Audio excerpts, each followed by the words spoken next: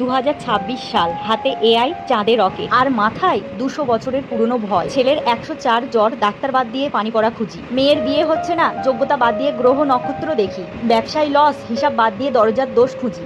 এটাই অন্ধবিশ্বাস ভাই, চোখ থাকতে অন্ধ হয়ে থাকা। সমস্যা হলে সমাধান খুঁজি না, দোষ খুঁজি। কপাল, বাড়ি, সময়।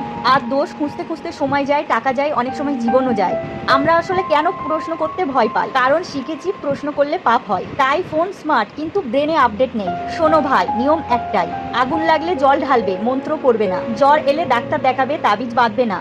রোজগার চাইলে স্কিল শিখবে, কপাল চাবড়াবে না। এটা রকেট সায়েন্স না, এটা কমন সেন্স। কিছু করার আগে শুধু একটা কথা ভাবো, আমি যেটা করছি সেটাই কাজ হয় নাকি মনকে শুধু সান্ত্বনা দিচ্ছি। যদি কাজ না হয় তাহলে বন্ধ করো, কারণ তোমার ভুল সিদ্ধান্তে তোমার বাচ্চার স্কুল বন্ধ হতে পারে, তোমার সংসারের চুলা নিভতে পারে। তেতো লাগছে, লাগুক। তেতো ওষুধেই রোগ সারে। ভালো লাগলে শেয়ার করো, হয়তো তোমার একটা শেয়ার কারো ঘরে ভাত জোগাবে। ভাবো ভাই, ভাবতে পয়সা লাগে না।